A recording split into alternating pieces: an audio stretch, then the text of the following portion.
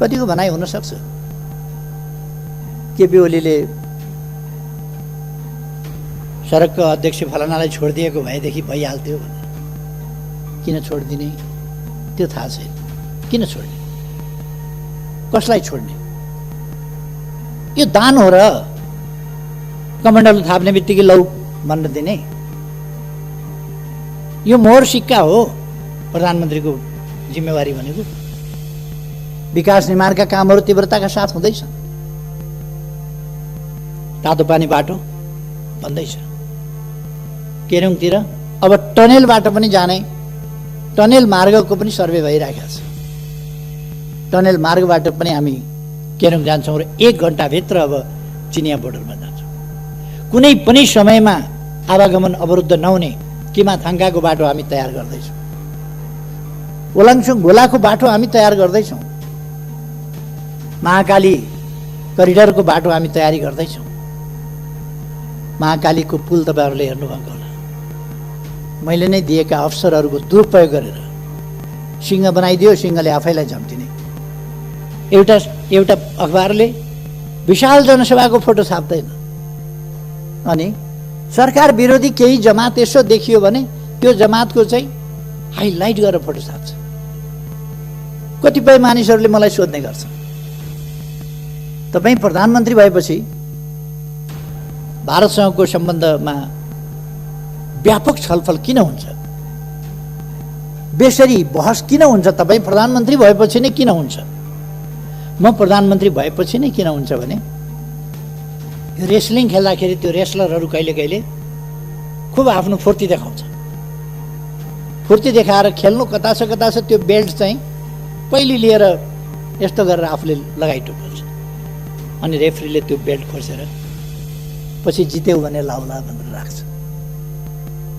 खेलै नखेलिकन थुप्रै रेस्लरहरू देखिए रिङमा नचढ्दैखेरि बेल्ट लगाउने। अब मैदान घोषणा गरिएको छ, रिङ तयार भएको छ, रिङमा आउनुहोस्, त्यहाँ जितेर अनि लगाउनुहोस् न रेस्लिङको बेल्ट। खुट्टा किन कामेको? निर्वाचन भन्ने बित्तिकै सातो किन गएको? जनताका बीचमा जाने भन्ने बित्तिकै, ताजा जनादेश लिने भन्ने बित्तिकै अन्त कहीँ जाने भनेको त होइन नि। अरू कुनै प्रभुका चरणमा जाने भनेको त होइन नि। जनताका शरणमा जाने भनेको, जनताका बीचमा जाने भनेको, नेपाली जनताको अभिमत लिने भनेको। केपी ओलीले गल्ती गरेको रहेछ भने नेपाली जनताले त्यसको दण्ड देला। तपाईं यति बेला हेर्दै हुनुहुन्छ एक्सन नेपाल अनलाइन टिभी। तपाईको एक सब्स्क्राइब हाम्रो निम्ति उत्प्रेरणा हो। के हामीलाई सब्स्क्राइब गरिदिनुहुन्छ? नजिकै रहेको बेल आइकन दबाउन पनि नभुल्नुहोस् न है। सम्माननीय अध्यक्ष महोदय, लगभग 2/3 प्राप्त सरकार सञ्चालन गर्ने दलभित्रै चरम अस्वस्थताको स्थिति। त्यसले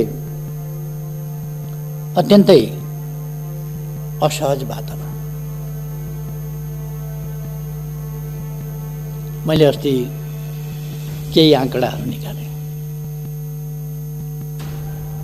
मलाई आफैलाई अचम्म लाग्यो। गएको वैशाख 13 गतेदेखि अस्ति पुष 4 गतेसम्मका बैठक हेर्दा गुटका बैठक, पार्टी विरुद्ध पार्टीलाई कमजोर पार्ने, गुटमा विभाजित गर्ने त्यस्ता बैठकहरू मात्रै एउटै नेताको घरमा 280 वटा बैठक। वैशाख 13 गतेदेखि पुष 4 गतेसम्म 280 वटा बैठक बसिया रहेछ। 35 वटा बैठक अन्यत्र बसिया रहेछन्। 2 जना 3 जनाका गुटगत भेटघाट आदिको गिन्ती नगरौँ। त्यस प्रकार भएका र देशलाई अस्थिरतामा लान प्रयासहरू भए।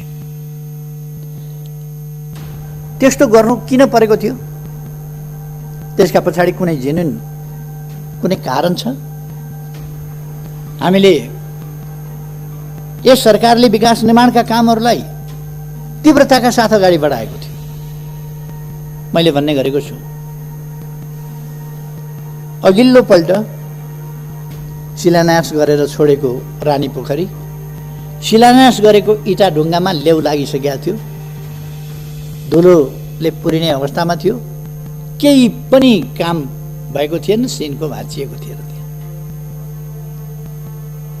अहिले यस अवधिमा हामीले रानी पोखरी तयार गरेर त्यसको उद्घाटन पनि गर्यौँ।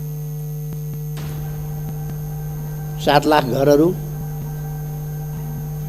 भूकम्पबाट क्षतिग्रस्त घरहरू 7 लाख घरहरू निर्माण गरेर जनतामा वितरण गरियो। विभिन्न ऐतिहासिक, सांस्कृतिक सम्पदाहरू, धरोहरहरूको पुनर्निर्माण भयो र लगभग ठुलो प्रतिशतमा निर्माणको काम सम्पन्न भएको छ। केही ढिलो हुने कामहरू खोप्न पर्ने, उस्तै सामग्री तयार गर्नुपर्ने, कालीगढहरूको अभाव, तिनलाई तालिम दिनुपर्ने जस्ता कुराहरूले गर्दा केही ढिलो हुनु बेग्लै कुरा, नत्र काम तीव्र गतिका साथ अगाडि बढेको छ र त्यो साथीहरूले अनुमान गर्नुभएको छ, देख्नु भएको छ। अनुमान भन्दा पनि तपाईँहरूले अनुभव गर्नुभएको छ, त्यो देख्नु भएको छ। तसर्थ काम भएनन् भन्ने होइन, धरहराको निर्माण सम्पन्न हुने बिन्दुतिर पुगिरहेको छ, साथीहरूले देख्नुभएको छ। काठमाडौँको बाटाहरू, काठमाडौँ सहरको ब्युटिफिकेसन, सौन्दर्यीकरणदेखि लिएर अरू कामहरू देख्नुभएको छ। यस बीचमा यो सरकार बन्नभन्दा अगाडि तराईमा कहीँ पनि ढलको व्यवस्था थिएन। अहिले 100 किलोमिटर ढलको व्यवस्था गरिएको छ र तराईका सहरहरू सफा राख्ने काम भएको छ। विराटनगर, जनकपुर, अनेक सहरहरूमा ढलको कामहरू विस्तार भएको छ। गएको आर्थिक वर्षमा मात्रै लगभग 6000 हेक्टर जमिनमा थप सिँचाइको प्रबन्ध भएको छ। विद्युतीकरण 92% भन्दा बढी विद्युतीकरण भएको छ विभिन्न ढङ्गले। सडकहरू गएको एक आर्थिक वर्षको कुरा गर्ने हो भने कोभिडले 4 महिना, अन्तिमका 4 महिनाहरू कोभिडले बर्बाद गर्यो, तैपनि 979 किलोमिटर सडक कालोपत्र गएको वर्ष मात्रै भएको छ। जम्मा 4500 भन्दा बढी किलोमिटर कालोपत्र भएको छ। डबल लेन, 4 लेन र 6 लेनका बाटा काफी कामहरू भएको छ।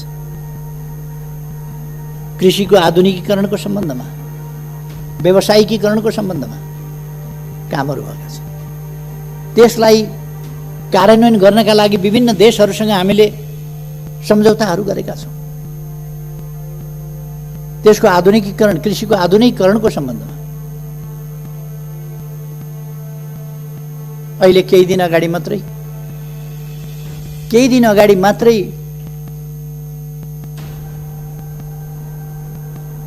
ऊर्जा सचिवको नेतृत्वमा भारत गएको टिमबाट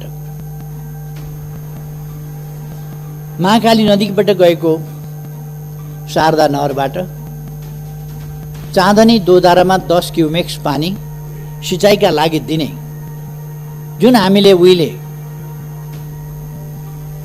सहमति सम्झौता गरेका थियौँ,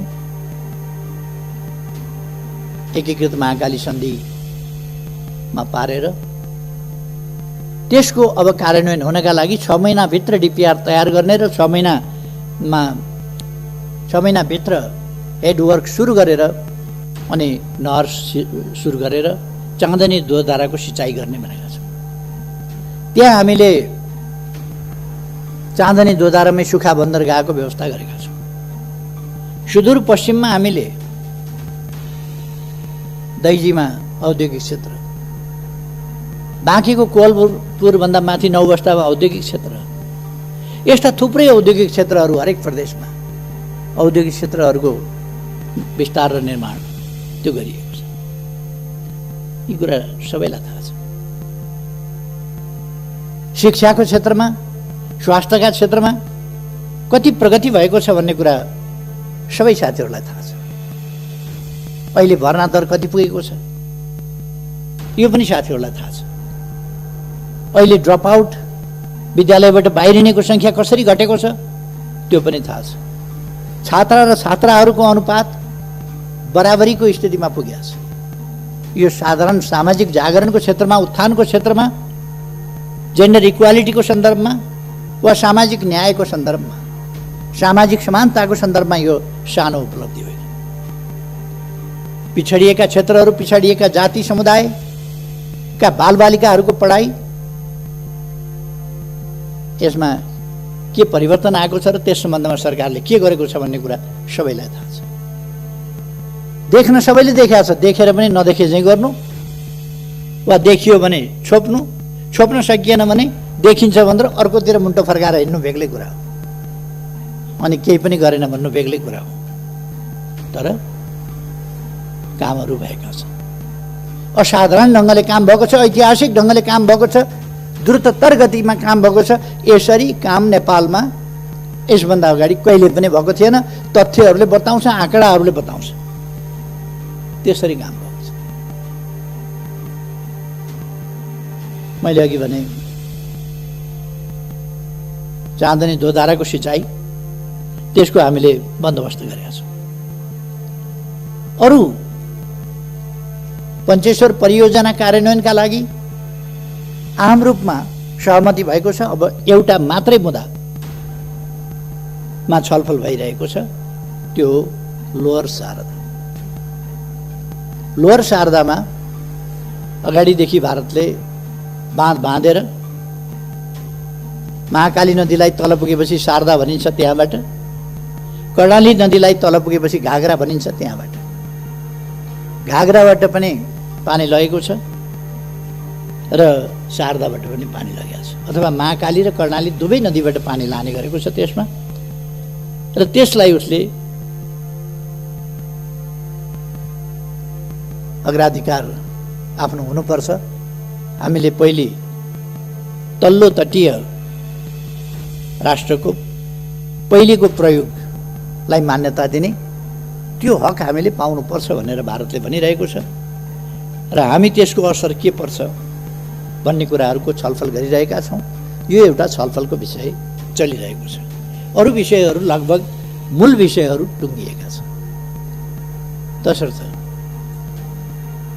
हामी विभिन्न ढङ्गले अगाडि बढेका छौँ। कतिपय मानिसहरूले मलाई सोध्ने गर्छन्, तपाईँ प्रधानमन्त्री भएपछि भारतसँगको सम्बन्धमा व्यापक छलफल किन हुन्छ, बेसरी बहस किन हुन्छ, तपाईँ प्रधानमन्त्री भएपछि नै किन हुन्छ? म प्रधानमन्त्री भएपछि नै किन हुन्छ भने म भारतसँग साँचो अर्थमा मित्रता गर्न चाहन्छु, मित्रता बढाउन चाहन्छु, मित्रतालाई सही अर्थमा गहिराइमा पुर्याउन चाहन्छु, व्यापक बनाउन चाहन्छु, उचाइमा लान चाहन्छु, नयाँ उचाइमा पुर्याउन चाहन्छु। त्यो असमानताका आधारमा हुँदैन, सोभरेन इक्वालिटीका आधारमा नै दुई देशका बीचको सम्बन्ध सुदृढ हुने हो, वास्तवमा मनदेखिको मित्रता हुने हो। हाम्रो भूभाग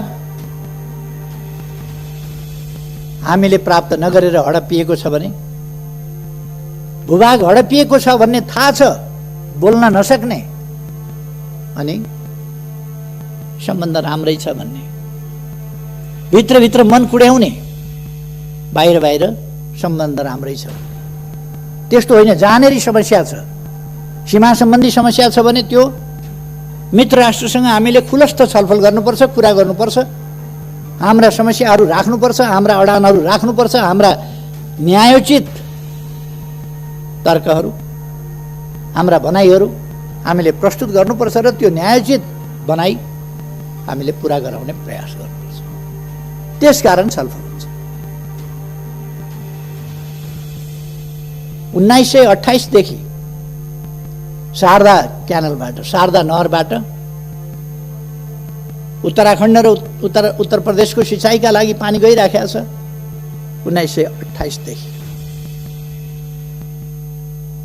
अब 92 वर्षबाट 93 वर्षबाट हाम्रो खेतको सिरानबाट हाम्रो आधा हक भएको खोलाबाट पानी लगिएको छ। हाम्रो भूमि बाँझै छ।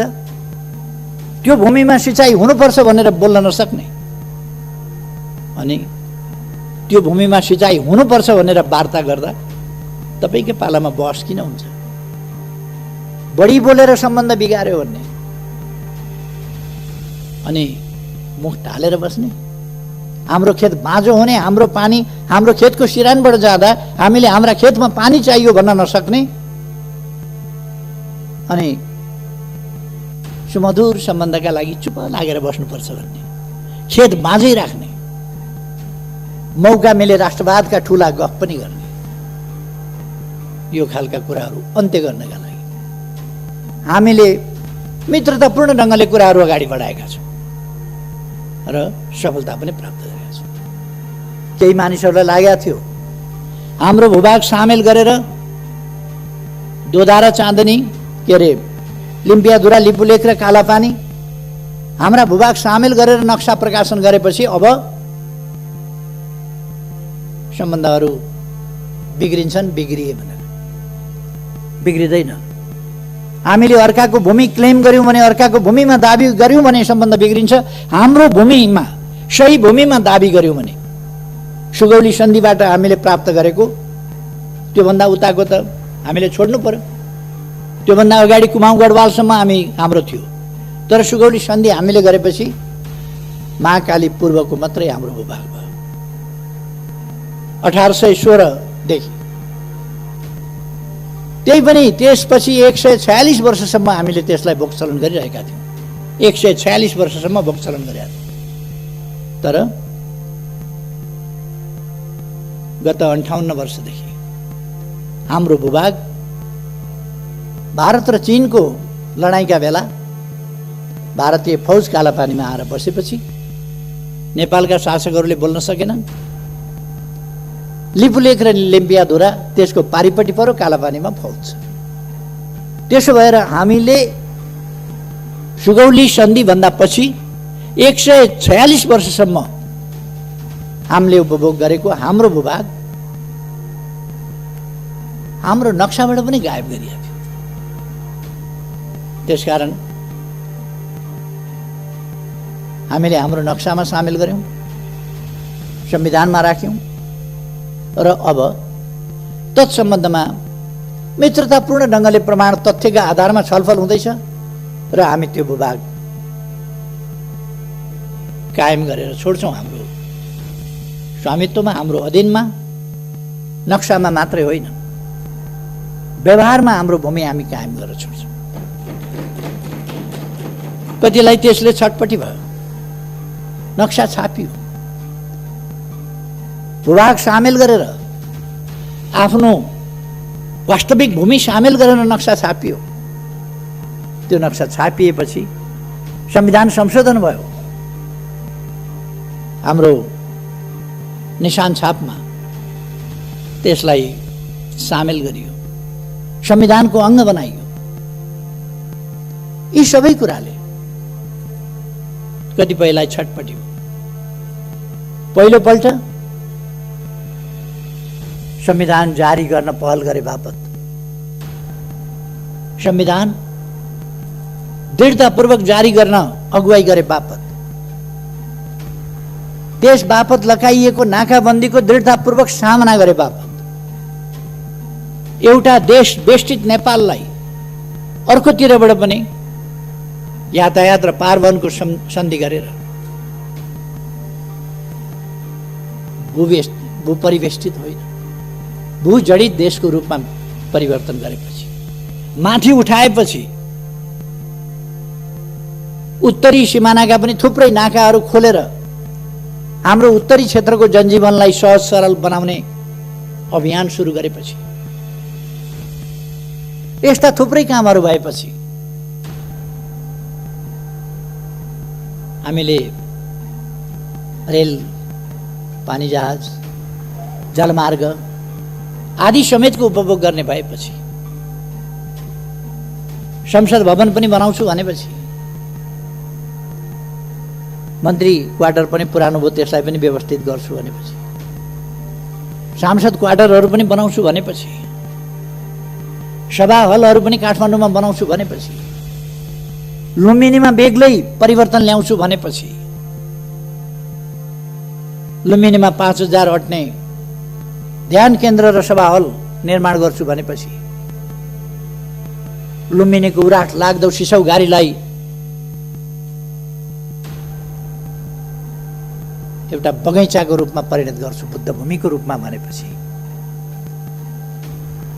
लुम्बिनीको एयरपोर्ट शीघ्र तयार गरेर त्यसलाई एउटा बुद्ध मार्गीहरूको, बुद्ध धर्मावलम्बीहरूको र अरूको समेत पर्यटकहरूको एउटा महत्त्वपूर्ण आगमन स्थलको रूपमा विकास गरेपछि, राजमार्गबाट सदरमुकाम र सीमासम्म 6 लेनका बाटाहरू, कहीँ 4 लेनका बाटाहरू निर्माण गर्ने भनेपछि, शहरीकरणको अभियानलाई तीव्र गतिका साथ अगाडि बढाएपछि, जनताका सुविधाका निम्ति अनेक कामहरू गरेपछि, आत्तिएर त्यस बेला पनि त्यो सही गठबन्धन तोडेर अर्कातिर हाम फाल्ने काम भएको थियो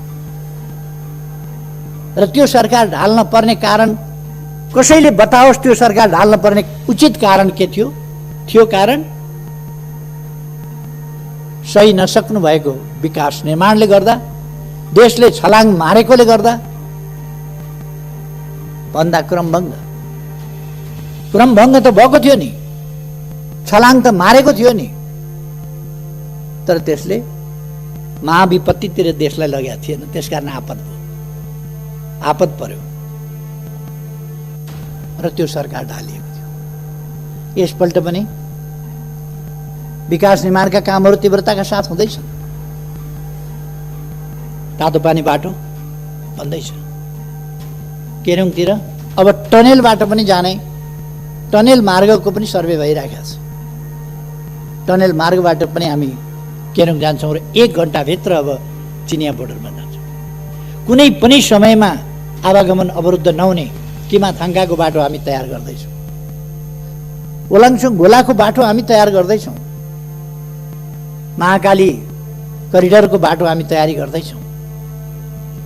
महाकालीको पुल तपाईँहरूले हेर्नुभएको होला, निर्माण भइसक्न लागेको छ, आधाभन्दा बढी निर्माण भइसकेको छ। स्ल्याबहरू हाल्ने सबै अलिकति केही कामहरू बाँकी छ, त्यो पनि तयार हुन लागेको छ। झोलुङ्गे पुलले विस्थापित गर्ने तुइनहरूलाई टायरबाट तर्न पर्ने, दुःखद स्थितिको अन्त्य गर्ने, तुइनबाट तर्न पर्ने महाकालीको स्थितिलाई अन्त्य गर्नका लागि त्यहाँ पुलहरू बनेका छन्। अनि छटपट्टिको के भनेर आलोचना गर्ने होला, के भनेर होच्याउने होला, उपलब्धिहरूलाई के भनेर ओझ्यालमा पार्ने होला,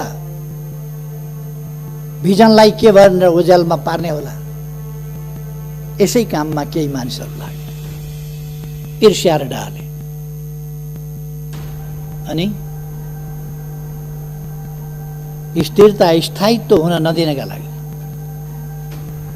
निर्वाचनबाट आएको प्रधानमन्त्रीलाई बीचमा षड्यन्त्र गरेर प्रधानमन्त्री हट्नुपर्छ कि हट्नुपर्छ,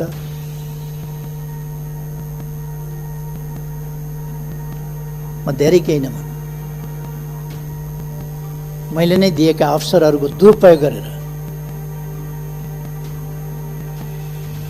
कोही सिंह बनाइदियो, सिंहले आफैलाई झम्टिने स्थिति, त्यो सिर्जना गर्ने त्यस प्रकारको अवस्था बन्यो। वास्तविक स्थिरता के हो? वास्तविक स्थायित्व के हो?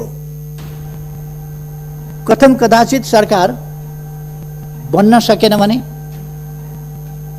संविधानले स्थिरता 5 वर्षमा चुनाव गर्नेलाई मात्रै भनेको छैन। संविधानले सरकार बन्न सकेन भने तत्काल चुनावमा जाने व्यवस्था गरेको छ संविधानको धारा 76 को साथले।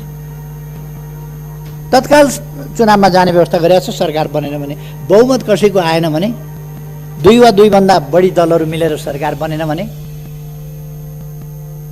अनि प्रमुख पार्टीले सरकार बनाउन सकेन वा विश्वासको मत प्राप्त गर्न सकेन भने, अथवा कुनै व्यक्तिले भरपर्दो ढङ्गले आधार लिएर गएर राष्ट्रपति कहाँबाट प्रधानमन्त्रीत्व लिएर आयो भने पनि 1 महिनामा विश्वासको मत प्राप्त गर्न सकेन भने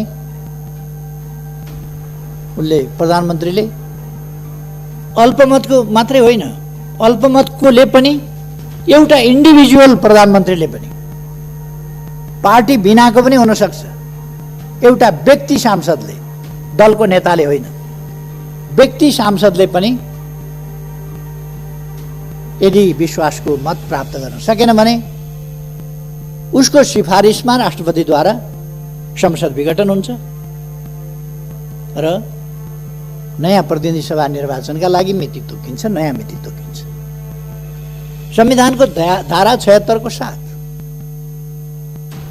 त्यसकारण चुनाव हुनु अस्थिरता होइन, अस्थिरता संविधान कार्यान्वयन सही ढङ्गले हुनु नहुनु हो। संवैधानिक बाटोबाट जाँदाखेरि अस्थिरता बनिँदैन। अस्थिरता त्यति बेला हुन्छ बाह्य शक्तिको इशारामा, बाह्य शक्तिको स्वार्थमा जब देशका शक्तिहरू गोटी बन्न थाल्छन् र राष्ट्रिय राजनीतिलाई अस्थिरतातर्फ धकेल्न थाल्छन्, अस्वस्थतातर्फ धकेल्न थाल्छन्, विकास निर्माणका काममा व्यवधान पुर्याउन थाल्छन् र निर्वाचित प्रधानमन्त्रीलाई काम गर्न नदिने, अप्ठ्यारो पार्ने स्थितिमा जान थाल्छन् र त्यस्तो स्थितिमा निरीह हुनुपर्ने स्थिति आउँछ। परिवर्तन उनीहरूले गर्न सक्छन्, हो त्यस्तो स्थिति स्थायित्वको स्थिति होइन, स्थिरताको स्थिति होइन। अहिले स्थिरताको स्थिति हो, कसैले पनि प्रधानमन्त्री हटाउन सकेन, चाहेर पनि हटाउन सकेन। यो स्थिरताको स्थिति हो, स्थायित्वको स्थिति। कसैले चाहेर पनि फेरबदल गर्न सकेन, यो स्थिरता र स्थायित्वको स्थिति हो। कतिको भनाइ हुन सक्छ केपी ओलीले सडकको अध्यक्ष फलानालाई छोडिदिएको भएदेखि भइहाल्थ्यो भनेर। किन छोडिदिने त्यो थाहा छैन। किन छोड्ने, कसलाई छोड्ने? यो दान हो र कमण्डलु थाप्ने बित्तिकै लौ भन्न दिने? यो मोहर सिक्का हो प्रधानमन्त्रीको जिम्मेवारी भनेको। यो जनताले सुम्पिएको अभिभारा हो जो जुनसुकैलाई, जस्तोसुकैलाई, जुनसुकै विधिबाट सुम्पन सकिँदैन। त्यसकारण मैले बडो भारी मनका साथ 5 वर्ष राम्रै चलाउन पाएको भए हुन्थ्यो, तर अस्वस्थ गतिविधिका साथ कोही अध्यक्ष छोड बनाएको छ, कोही के बनाएको छ, प्रायोजित अनेक लगानीका सञ्चार माध्यमहरू प्रयोग गरेका छ, केही त्यस्तै खालका बुद्धिजीवीहरूको एउटा झुन्डलाई प्रयोग गरेका छ र देशमा अस्थिरता फिजाउने प्रयास, साझा प्रयास ती भइरहेको छ।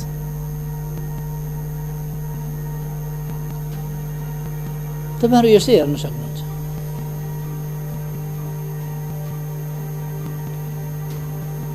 सञ्चार माध्यमहरूमा हेर्न सक्नुहुन्छ। विशाल सभाहरूको फोटो उसले छाप्दैन। एउटा अखबारले विशाल जनसभाको फोटो छाप्दैन। अनि सरकार विरोधी केही जमात यसो देखियो भने त्यो जमातको चाहिँ हाइलाइट गरेर फोटो छाप्छ। सबै देखिएको छ नि। यो अस्थिरता प्रयास गर्ने, अस्थिरता सिर्जना गर्ने प्रयास हो, जसलाई प्रतिनिधि सभा विघटनबाट रोकिएको छ र ताजा जनादेशमा गएर ताजा जनादेशबाट देशलाई स्थिरता, स्थायित्व, लोकतान्त्रिक विधि पद्धति प्रणालीलाई सुदृढ ढङ्गले, फङ्सनेबल बनाउने ढङ्गले अगाडि बढाउने त्यो अभ्यासमा लगिएको छ। कतिले गैर जिम्मेवार भन्ने अभिव्यक्ति दिएको मैले सुनेको छु। के हो जिम्मेवार भने? शब्दको अर्थ हुन्छ कि हुँदैन? डिक्सनरी पल्टाएर हेरे पनि हुन्छ नि शब्द के भन्छ। गैर जिम्मेवार भने के हो? मैले बिल्कुल जिम्मेवारी बोधका साथ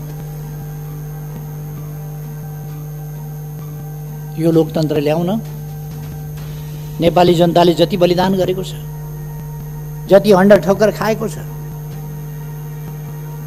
जति पसिना बगाएको छ, जति यातना सहेको छ, जति क्षति बेहोरेको छ, त्यो सबै बलिदान र क्षतिहरूको हिसाब गरेर, देखेर, हेरेर त्यसका उपलब्धिहरूको रक्षा गर्नुपर्छ। त्यसका उपलब्धिहरूलाई खेर जान दिनु हुँदैन। केही पद लोलुप मान्छेहरूका आत्मकेन्द्रित स्वार्थी क्रियाकलापहरूलाई हावी हुन दिएर देशमा लोकतन्त्रलाई डिरेल गर्न दिनु हुँदैन। सही बाटोबाट, सही मार्गबाट अन्यत्र जान दिनु हुँदैन भनेर नै प्रतिनिधि सभा विघटन गर्नु पर्यो। गैर जिम्मेवार कसरी हो? के हो गैर जिम्मेवार? बिल्कुल जिम्मेवारी का साथ, कर्तव्य बोध का साथ यो काम गरी निर्वाचनमा जाउँ। कतिपयले भने के बेहुलीको लोकप्रियताको ग्राफ जिरोमा झऱ्यो। जिरोमा झरेछ कि माइनसमा गएछ कि प्लसमा गएछ? निर्वाचनमा हेरौँ न। अब गफ फिट्ने दिन गए। अब गफ फिटेर हुँदैन। अब मैदानमा मैले कतिपय ठाउँमा बोल्दाखेरि भन्ने गरेको छु, यो रेस्लिङ खेल्दाखेरि त्यो रेस्लरहरू कहिले कहिले खुब आफ्नो फुर्ती देखाउँछ। फुर्ती देखाएर खेल्नु कता छ त्यो बेल्ट चाहिँ पहिले लिएर यस्तो गरेर आफूले लगाइटोक्छ, अनि रेफ्रीले त्यो बेल्ट खोसेर पछि जित्यौ भने लाउला भनेर राख्छ। खेलै नखेलिकन थुप्रै रेस्लरहरू देखिए रिङमा नचढ्दैखेरि बेल्ट लगाउने। अब मैदान घोषणा गरिएको छ, रिङ तयार भएको छ, रिङमा आउनुहोस्, त्यहाँ जितेर अनि लगाउनुहोस् न रेस्लिङको बेल्ट। खुट्टा किन कामेको? निर्वाचन भन्ने बित्तिकै सातो किन गएको?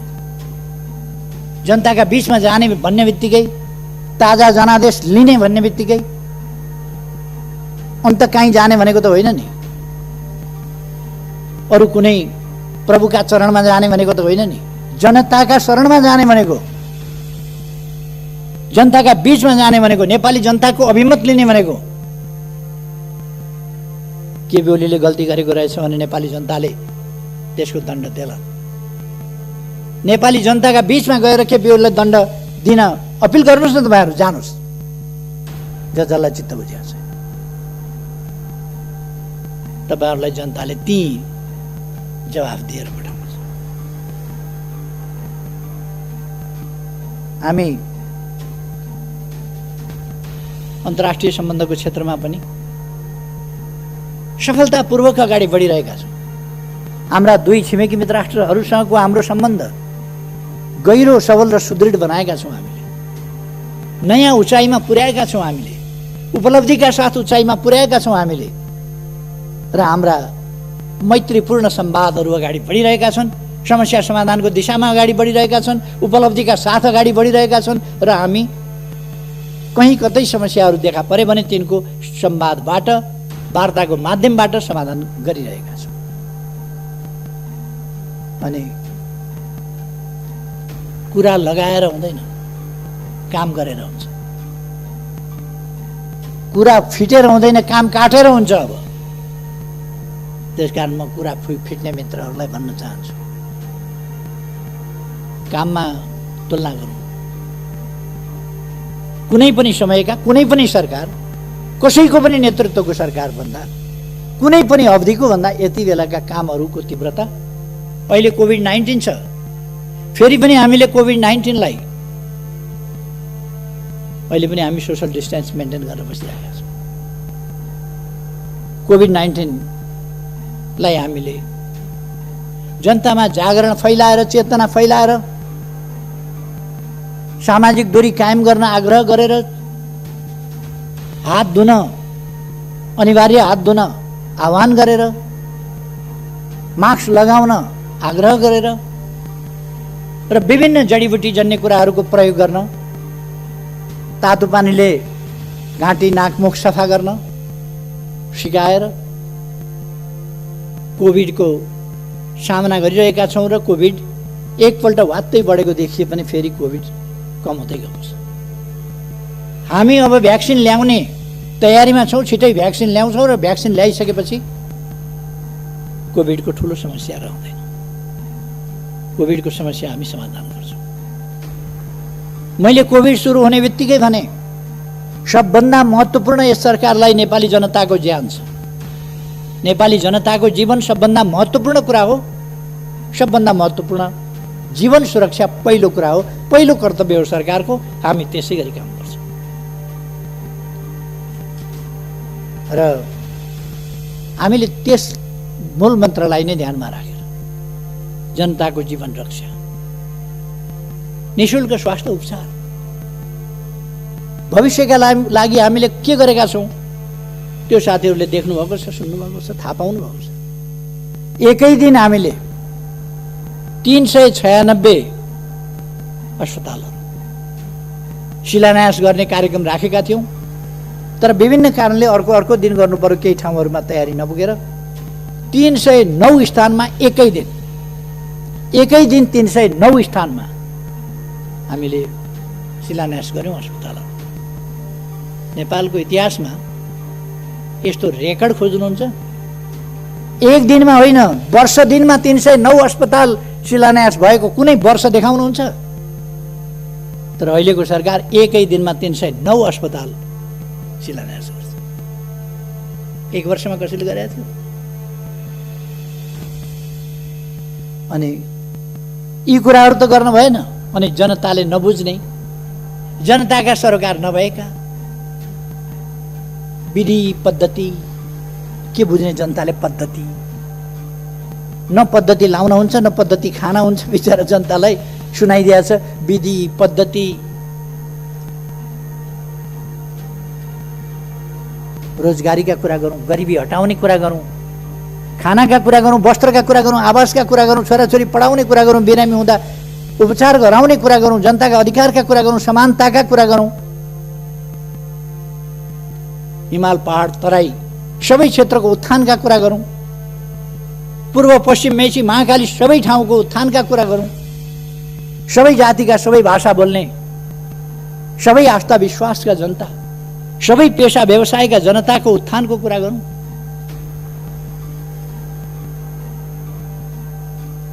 छाउपडी प्रथाबाट महिलाहरूलाई मुक्त गरौँ, समानताका अधिकारतर्फ, महिला सशक्तिकरणको बाटोबाट, महिला शिक्षाको बाटोबाट, सामाजिकरणको बाटोबाट, सहभागिताको बाटोबाट महिलाहरूको आत्मविकास, क्षमता र आत्मविश्वास विकास गर्दै सहभागिता वृद्धि गरौँ, अनि मात्रै हामी देश विकास गर्न सक्छौँ।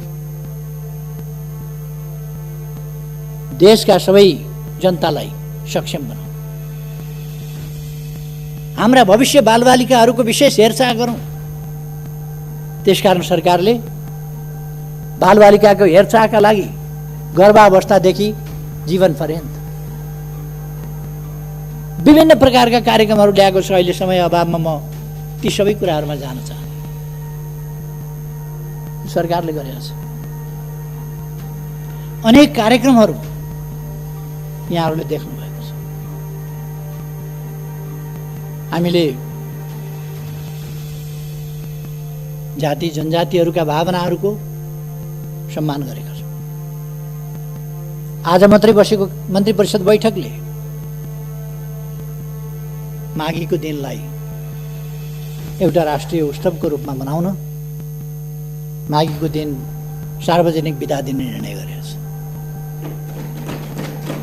यो खालि थारू जातिको लागि मात्रै होइन, अरू अनेक जात जातिहरूका लागि माघे सङ्क्रान्ति सबैले मनाउँछ र थारू जातिका लागि, अरू कतिपय जातिहरूका लागि यो विशेष चाड हो, विशेष पर्व हो। त्यसकारण हामीले माघीको बिदा गर्न रहेका छौँ। अथवा जनताको भावनाप्रति, जनताका समस्याप्रति, जनताको आस्थाप्रति यो सरकार अत्यन्तै संवेदनशील छ, सजग छ र त्यसमा क्रियाशील पनि छ। तसर्थ म आग्रह गर्न चाहन्छु, कुनै भ्रममा पर्नुपर्ने जरुरी छैन। केही आरोपहरू मान्छेहरूले उछालेका छन्, यो विघटन असंवैधानिक छ भनेर, संविधान विपरीत छ भनेर। त्यस्ता मान्छेहरूलाई म संविधान राम्ररी पढ्न सुझाव दिन चाहन्छु। कमसेकम संविधान पढ्नुहोस् अनि संविधान सम्मत छ कि छैन भन्ने बहसमा उत्रिनुहोस्। संविधान सम्मत छ कि छैन भन्ने कुरा आग्रहपूर्ण ढङ्गले सम्मानित सर्वोच्च अदालतलाई दबाब दिने ढङ्गले, स्वतन्त्र ढङ्गले न्याय निरूपण गर्न बाधा पुर्याउने हिसाबले काम भइरहेका छ। कुनै अधिवक्ता प्रधान न्यायाधीशलाई वर्तमान र भविष्य सम्झिएर फैसला गर्नुहोस्, यो भनेको धम्की होइन। वर्तमान र भविष्य सम्झिएर फैसला गर्नुहोस् प्रधान न्यायाधीशलाई भन्ने एउटा वकिल। अराजकताको पनि हद हुन्छ। केही वर्ष न्यायालयमा जागिर खाने बित्तिकै अहिले पनि आफै न्यायालयमा छु भने जस्तो गरेर केही पूर्व न्यायमूर्तिहरू कस्तो न्याय दिनुभएछ उहाँहरूले आफ्ना समयमा भन्ने मलाई अचम्म लाग्छ। कस्तो न्याय दिनुभयो होला। सडकमा ओर्लिएर न्यायालयलाई, स्वतन्त्र न्यायालयलाई उहाँहरू ललकारिरहनु भएको छ। यस्तो हुन्छ, यस्तो हुँदैन। के सर्वोच्च अदालतमा वकालत नपढिकन पुग्नुभएको छ मान्छे? बिना अनुभव पुग्नुभएको छ मान्छे? के त्यो पत्रकार सम्मेलन गर्ने र वक्तव्यबाजी गर्नेहरूले मात्रै कानुन पढाएको छ, अरूले पढाएको छैन? उहाँहरूले दबाब दिने मनसायले काम गर्नु, राजनीतिक पक्षधारताको हिसाबले काम गर्नुभएको छ। स्वतन्त्र देखिने, नागरिक समाज भनिने, बुद्धिजीवी भनिने अनि पक्षधर्ताका साथ आफ्नो हैसियतको दुरुपयोग गरेर न्यायालयलाई दबाबमा पार्न खोज्ने। म भन्न चाहन्छु, न्यायालयले दबाबमा पर्न हुँदैन। सरकार र मैले नेतृत्व गरेको पार्टी नेकपा, त्यसले अदालतको स्वतन्त्रता, स्वतन्त्र न्यायपालिका, शक्ति पृथकीकरणको सिद्धान्त त्यसलाई मान्दछ, त्यसलाई कदर गर्छ, सम्मान गर्छ। अहिलेको संविधानले संवैधानिक विषयहरूमा संवैधानिक इजलास गठन गरेर त्यसबाट फैसला हुने भनेको छ। अब त्यसबाट गर्न पाइँदैन भनेर एक थरी कहाँ कानुन पढेछन् तिनीहरूले? संवैधानिक इजलासको व्यवस्था संविधानको व्यवस्था हो कि होइन? अनि बकवास गरेर हिँड्ने। वास्तवमा यी तरिकाहरू उपयुक्त होइनन्। म सबैलाई आग्रह गर्न चाहन्छु, लोकतन्त्रमा शक्ति पृथकीकरण भन्ने एउटा सिद्धान्त हुन्छ। व्यवस्थापिका, कार्यपालिका, न्यायपालिका। न्याय गर्ने कुरामा वकालतनामा गरेका वकिलहरूले, वकालतनामा भरेका वकिलहरूले बहस गर्नु, अदालतले मागेका, अदालतका सहयोगीको रूपमा मागेका एमिकस क्युरीले बहस गर्नु, सरकारी वकिलले बहस गर्नु, स्वतन्त्र अधिवक्ताहरूले बहस गर्नु एउटा कुरा हुन्छ। न्याय गर्ने कुरामा त्योभन्दा पृथक ढङ्गले अदालतलाई दबाब दिने खालका गरेका वकिलहरूले, वकालतनामा भरेका वकिलहरूले अझ अदालतले सडकबाट फैसला गर्ने, अदालतका सहयोगीको रूपमा मागेका, प्रतिनिधि सभा विघटन भयो मुद्दा हाल्न जाने, सरकारी विघटन भएको छैन हामी प्रतिनिधि सभा बस्छौँ स्वतन्त्र पनि भन्दै गर्ने, अधिवक्ताहरूले बहस सडकमा जान्छौँ पनि भन्दै गर्ने, अदालत जान्छौँ पनि भन्दै गर्ने कुरामा त्योभन्दा पृथक ढङ्गले अदालतलाई दबाब। किन यस्तो परिस्थिति आयो होला? यो अवस्था किन आयो होला? म अझ अदालतले सडकबाट फैसला गर्ने, यस गरिमामय सदनलाई जानकारी गराउनुहुन्छ। प्रतिनिधि सभा विघटन भयो, मुद्दा हाल्न जाने सरकारी विघटन भएको छैन, हामी प्रतिनिधि सभा बस्छौँ, यो अवस्था पनि भन्दै गर्ने। सडकमा जान्छौँ अहिले पनि हामी देख्न सक्छौँ, अदालत जान्छौँ पनि भन्दै गर्ने। यद्यपि यो एउटा पार्टी विशेषको, रुलिङ पार्टी विशेषको आन्तरिक मामला हो, तर यो अवस्था सामान्य कुरा होइन, एउटा रुलिङ पार्टीभित्रको बहुमत प्राप्त पार्टीभित्रको समस्या। गरिमामय सदनलाई जानकारी चुनाव घोषणा गरेपछि त चुनावको सामना गर्नका लागि सिंगै पार्टी एकजुट भएर जानुपर्ने होइन र? एकजुट भएर जानुपर्ने नि, सिंगै पार्टी एकजुट भएर जानुपर्ने। चुनाव घोषणा गरे बापत झन फुट्छ, झन फाटोतिर जान्छ, अनेक प्रकारका विसङ्गत असङ्गत वक्तव्यबाजी गरेर जान्छ। रुलिङ पार्टीभित्रको बहुमत मैले केन्द्रीय कमिटीको बैठक बोलाएँ, केन्द्रीय कमिटीको बैठकमा केही साथीहरू अनुपस्थित भए। चुनावको सामना कहाँ गए साथीहरू भनेर हेर्दै जानुपर्ने होइन, माइती घर मण्डलमा हामी एकजुट भएर जानुपर्ने,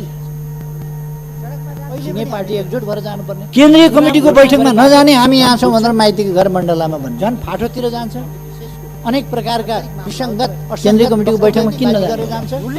अर्को दिन हेरेको मैले केन्द्रीय कमिटी पार्टीको नाम, पार्टीको चुनाव चिन्ह सूर्य, पार्टीको झन्डा, लोगो, छाप अरूलाई नदिनु होला हामी हौँ भनेर कार्की ब्याङ्केटबाट पत्र पठाइएछ।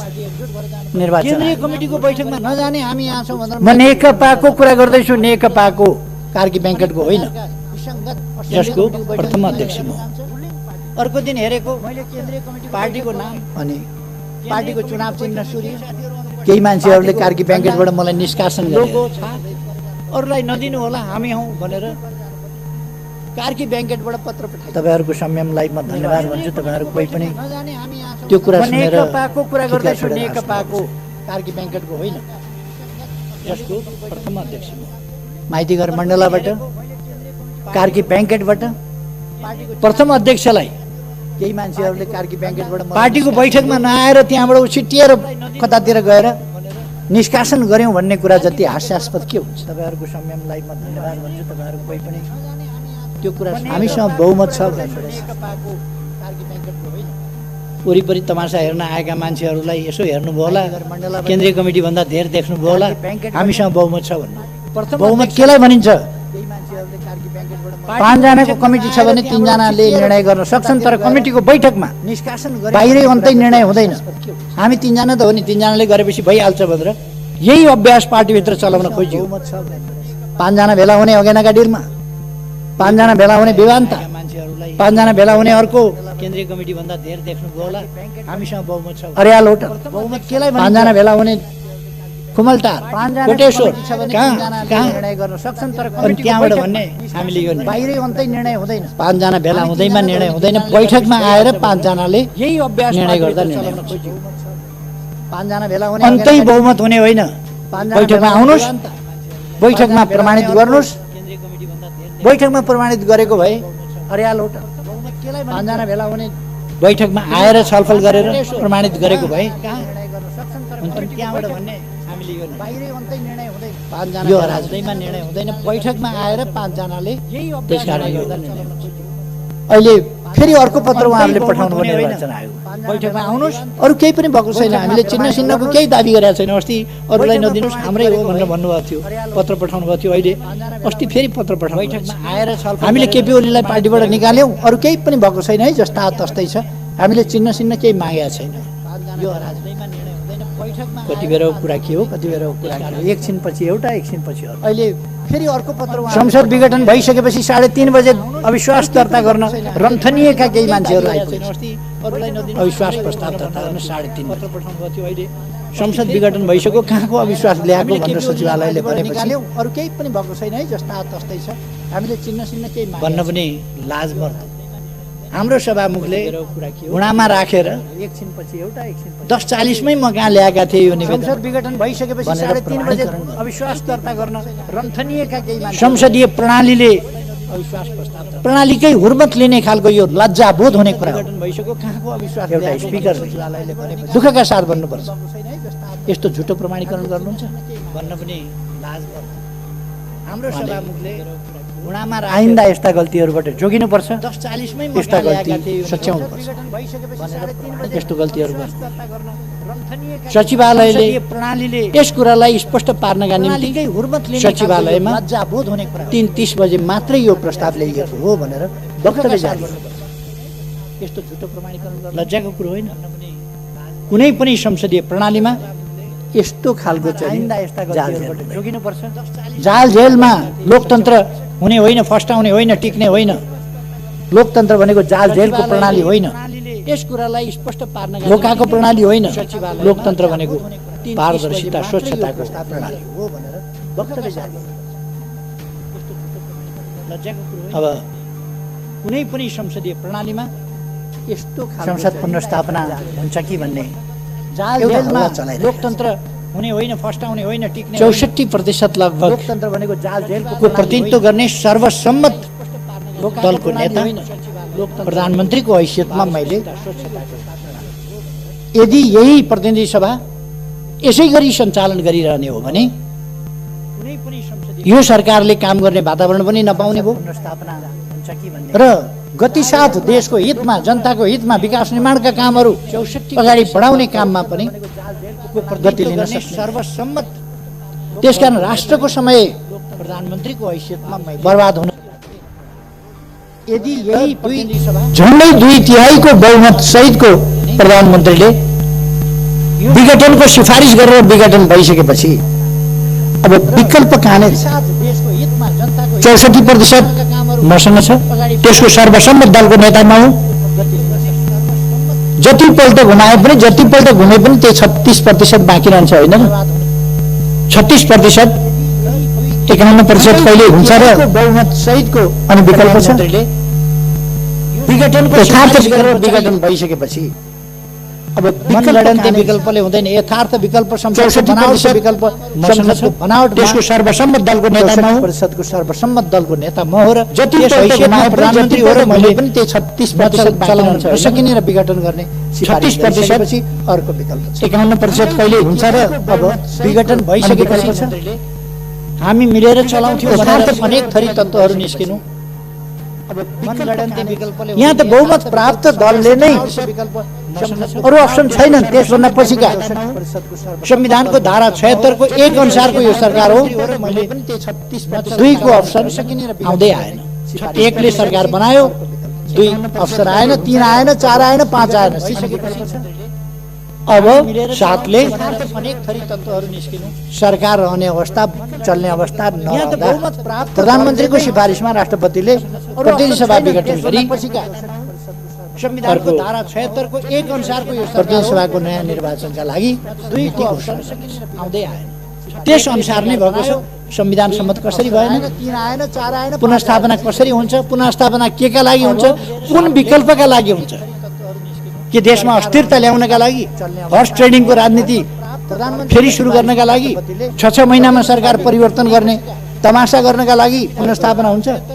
पुनर्स्थापनाको निर्वाचनका लागि पुनर्स्थापना कुनै हालतमा पनि हुन सक्दैन। त्यो संविधानले संविधान सम्मत कसरी भएन, 3 आएन, 4 आएन, पुनर्स्थापना केही मानिसहरूले संविधानमा विघटन गर्ने लेख्या छैन। कुन विकल्पका लागि विघटन गर्ने किन लेख्या छैन? धारा 76 को हर्स ट्रेडिङको राजनीति उपधारा 7 सुरु गर्नका लागि प्रधानमन्त्रीको सिफारिसमा राष्ट्रपतिले प्रतिनिधि सभा विघटन गरेर पुनर्स्थापना हुन्छ, नयाँ मिति तोक्ने छ नयाँ निर्वाचनका लागि भन्ने व्यवस्था। प्रधानमन्त्रीले विघटन गर्न पाउँदैन भन्ने संविधानमा कहीँ लेख्या छ? संविधानको धारा 85 ले भन्छ, 85 ले अगावै विघटन भएमा बाहेक 76 अगावै विघटन हुने कल्पना त संविधानले गर्यो। उपधारा 7 अगावै विघटन भएमा बाहेक यस प्रतिनिधि सभाको कार्यकाल 5 वर्षको हुन्छ। अगावै विघटन भएमा बाहेक अगावै विघटन हुँदाखेरि प्रधानमन्त्रीले विघटन गर्न पाउँदैन भन्ने 3 वर्षको मात्रै पनि हुँदो रहेछ। संविधानको धारा अगावै विघटन हुँदा चाहिँ झन्डै 3 वर्षको मात्रै पनि हुँदो रहेछ। अगावै विघटन भएमा त्यसकारण अगावै विघटन भएमा बाहेक कल्पना त संविधानले गर्यो। अर्को कुनै विकल्प अगावै विघटन भएमा बाहेक अर्को कुरा प्रतिनिधि सभाको कार्यकाल 5 वर्षको हुन्छ। देशको कार्यकारी अधिकार बाहेक अगावै विघटन यो राजनीतिक प्रश्न हो। यो संवैधानिक र कानुनी प्रश्न वास्तवमा होइन। यो राजनीतिक प्रश्न हो। देश कसरी चल्छ, कसरी चलाउनु पर्छ, यो राजनीतिक प्रश्न हो। र यस राजनीतिक प्रश्नलाई कानुनी प्रश्नको रूपमा, संवैधानिक प्रश्नको रूपमा अदालतले इन्टरटेन गरिरहनुभन्दा यसलाई केही भनिरहनु नपर्ने भनेर बर्खास्त गर्नुपर्छ, खारिज गरिदिनुपर्छ। किनभने यो पोलिटिकल डिसिजन हो। यो पोलिटिकल डिसिजनले पोलिटिक्सलाई संविधान सम्मत ढङ्गले लोकतान्त्रिक प्रणालीको राजनीति अन्तर्गत अभ्यासमा अगाडि जान दिनुपर्छ। त्यसकारण यो त्यसै गरी जान्छ। यो पोलिटिकल डिसिजन हो। यो आवश्यकताको सिद्धान्त अनुसार हो। यो प्रधानमन्त्रीले संविधानका विभिन्न ठाउँमा लेखेको छ। प्रिएम्बलदेखि विभिन्न धाराहरूमा लेखिएको छ। कार्यकारी अधिकार मन्त्री परिषदमा रहनेछ र त्यसको प्रतिनिधित्व प्रधानमन्त्रीले गर्छ। मन्त्री परिषदको निर्णय र सिफारिस प्रधानमन्त्री मार्फत, यद्यपि मन्त्री परिषदको सिफारिस चाहिन्थ्यो कि चाहिँदैन थियो, तर मन्त्री परिषदको सिफारिस सहित सर्वसम्मत सिफारिस सहित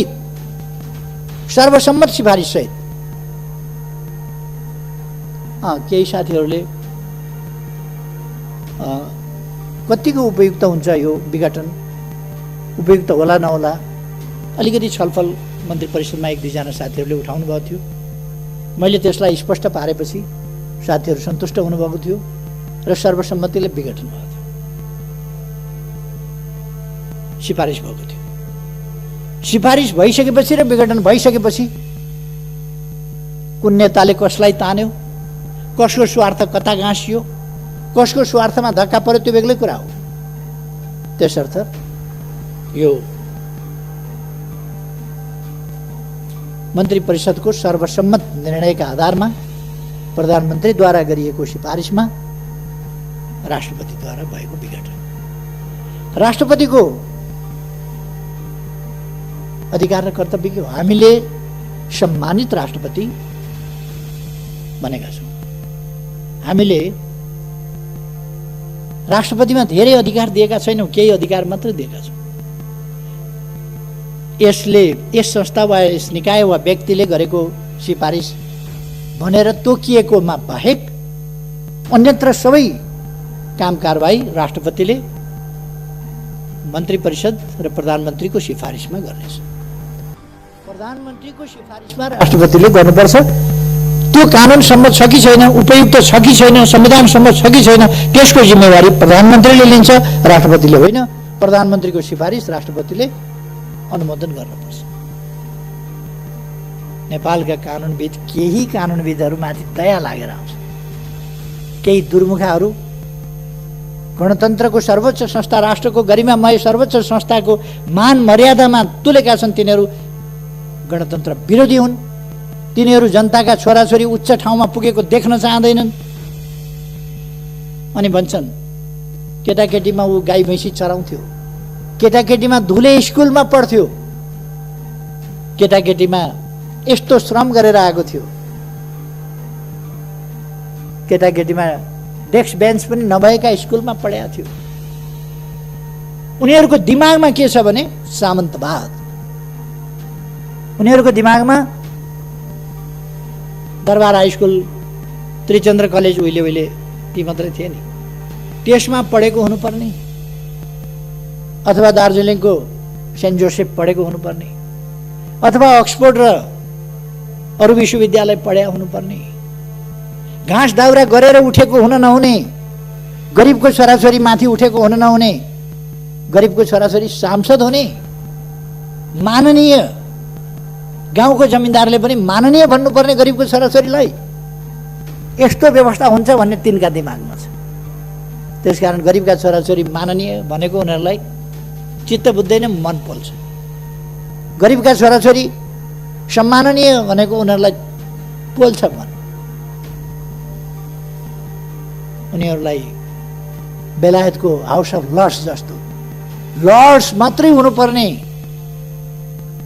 विभिन्न ठाउँमा यी कमन्सहरू कसरी भए, यी घाँस दाउरा गरेर हुर्किएकाहरू कसरी भए, गाई बाछा गरेर हुर्किएकाहरू कसरी भए, खेतबारी गरेर हुर्किएकाहरू कसरी भए, खाली खुट्टा पैदल हिँडेर पढेकाहरू कसरी भए, माथिल्लो ओहदामा तिनका मन पोल्छ। ती आफै पनि त्यस्तै हुन् भने पनि तिनको सामन्तवादी चिन्तन त्यसले दिए। अर्को कुरा, समाज, मानव समाज भनेको सभ्य समाज हो, चेतनशील मर्यादित समाज हो। त्यहाँ संस्थाहरूको, सम्मानित संस्थाहरूको, यसै त कसैलाई पनि अपमान गर्नु, गाली बेइज्जत गर्नु हाम्रो सभ्यताभित्र पर्दैन। अझ हाम्रो सभ्यता यत्र नार्यस्तु पूज्यन्ते रमन्ते तत्र देवतावाला सभ्यता। जहाँ नारीहरूको पूजा हुन्छ त्यहाँ देवताहरू रमाउँछ। हाम्रो सभ्यता अनेक विदेशीहरूको सभ्यता हो। हाम्रो सभ्यता वीराङ्गनाहरूको सभ्यता हो। हाम्रो सभ्यता मातृदेवो भव, आमा वा महिलाहरू देवी देवता तुल्य छन् भन्ने। अब त्यो सभ्यतामाथि हमला भइरहेको छ। केही हण्डीखोर तत्त्वहरूले हाम्रो सभ्यतामाथि हमला गरिरहेका छन्, हाम्रो शिष्ट समाजमाथि हमला गरिरहेका छन्, समाजको शिष्टतामाथि हमला गरिरहेका छन्, हाम्रा विभिन्न सम्मानित संस्थाहरूमाथि हमला गरिरहेका छन्। र यो एउटा असभ्य, असहिष्णु, त्यस्तो समाज निर्माण गर्ने अथवा हाम्रो सभ्य समाजका मूल्यहरूलाई ध्वस्त पार्ने प्रयास गरिरहेका छन्। त्यस कुराबाट हामी सजग हुनुपर्दछ र हामीले जनतालाई पनि सजग गराउनु जरुरी छ। मैले अघि भने यस बीचमा विभिन्न भ्रमणहरू भएका छन्। भ्रमणहरूको आदान प्रदान भएको छ चीनसँग, भारतसँग। कसैले प्रश्न उठाउँछन्, चीनको फलानु किन आयो? मित्र देशका मान्छे आउँछन्, कुरा गर्छन्, जान्छन्, भलो चिताउँछन्, जान्छन्। भारतका मान्छे किन आए भनेर सोध्छन्, आउँछन्, कुरा गर्छन्, भलो चिताउँछन्, जान्छन्, संवाद गर्छन् हामीसँग। अघि भर्खरै मैले भने परराष्ट्र सचिव नेपाल भ्रमणमा आए गए, भारतका प्रधान सेनापति आए गए, हाम्रो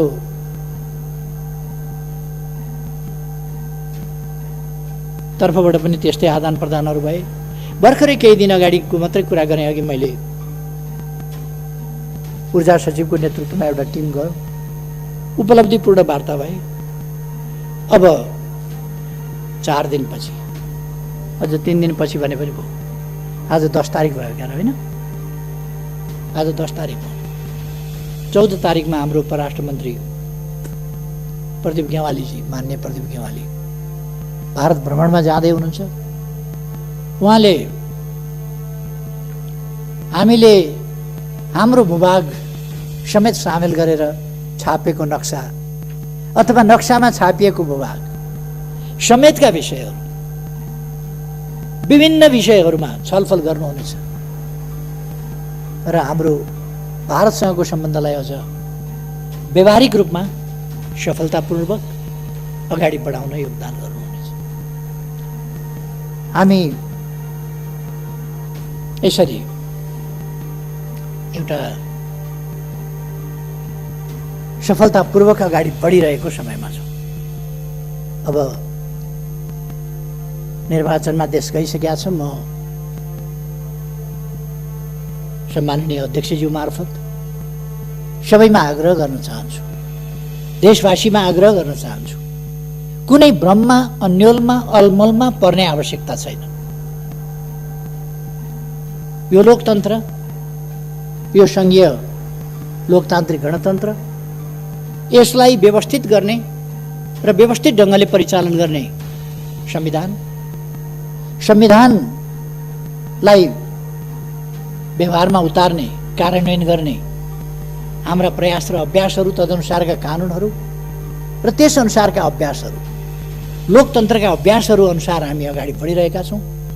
यस देशलाई हामीलाई हाम्रो राष्ट्रिय सार्वभौम सत्ता प्यारो छ, हामीलाई हाम्रो स्वाधीनता प्यारो छ, हामीलाई हाम्रो स्वतन्त्रता प्यारो छ, हामीलाई हाम्रो भौगोलिक अखण्डता प्यारो छ, हामीलाई हाम्रा राष्ट्रिय हितहरूको रक्षा गर्न अगाडि बढ्न सकेकोमा, रक्षा गरेकोमा गौरवान्वित पनि छ र हामी राष्ट्रिय स्वाभिमानलाई माथि उठाउँदै अगाडि बढाउने, देशलाई विकास गर्ने, समृद्ध नेपाल र सुखी नेपालीको राष्ट्रिय आकांक्षा पूरा गर्ने त्यस अभियानमा दृढतापूर्वक अगाडि बढेका छौँ।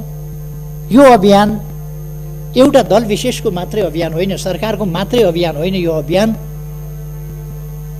सरकार र सबै नागरिक समाज, सम्पूर्ण राजनीतिक दलहरू, सबै सङ्घ संस्था सङ्गठनहरू र सिङ्गै समाजको साझा राष्ट्रिय आकांक्षा हो समृद्ध नेपाल, सुखी नेपाल। त्यसका लागि हामीलाई लोकतन्त्रको रक्षा गर्नु छ, सुदृढीकरण गर्नु छ, कार्यान्वयन गर्नु छ व्यावहारिक रूपमा र अगाडि बढ्नु छ। त्यही दिशामा हामी अगाडि बढिरहेका छौँ। यस दिशामा अगाडि बढ्न म सबैमा हार्दिक आग्रह गर्न चाहन्छु। भ्रम फिजाउने शक्तिहरू, अल्मल्याउने शक्तिहरू, नेपाललाई बर्बाद पार्न खोज्ने शक्तिहरू क्रियाशील छन्। तिनका भ्रमबाट मुक्त रहन म सबैमा आग्रह गर्न चाहन्छु। भ्रमबाट मुक्त रहौँ र हामी दृढतापूर्वक हाम्रो देशको स्वाभिमान, स्वाधीनता र स्वाभिमानलाई व्यावहारिक रूपमा कार्यान्वयन गर्दै र माथि उठाउँदै अगाडि बढौँ। अहिले आगामी निर्वाचनले यस सम्बन्धमा एउटा नयाँ टर्निङ पोइन्ट ल्याइनेछ। दलहरूका बीचमा शुद्धिकरण सम्बन्धी यो एउटा गम्भीर झट्का हो। यसै गरेर अहिले जसरी राजनीतिक दलहरू चल्न खोजेका छन् यसरी होइन, शुद्धिकरणका साथ राजनीतिक दलहरू अब चल्नुपर्दछ। राजनीतिक दलभित्र रहेका अस्वस्थता, अवाञ्छित गतिविधि, विचारहीनता, भिजनहीनता, गन्तव्यहीनता, स्वार्थहरूको खेल, स्वार्थहरूको लडाईँ, यसैलाई राजनीति बनाउने र जनतालाई गुमराहमा पार्ने खालका यस्ता प्रयासहरूलाई किनारा गर्नुपर्छ, असफल बनाउनु पर्दछ र शुद्धिकरणका साथ राजनीतिक दलहरू अब नयाँ जोस जाँगरका साथ नयाँ शुद्धिकरण, नयाँ सुदृढीकरण, नयाँ एकता, नयाँ गतिका साथ हामी गन्तव्यतर्फ अगाडि बढ्नुपर्छ। अहिले राष्ट्रले लिएको बाटो यही बाटो हो जो बिल्कुल सही छ। आत्मविश्वासका साथ अगाडि बढ्न म आग्रह गर्न सबैलाई चाहन्छु र अध्यक्ष महोदय, म यहाँलाई समय दिनुभएकोमा धेरै धेरै धन्यवाद भन्न चाहन्छु र आफ्नो भनाइ टुङ्ग्याउँछु। धन्यवाद।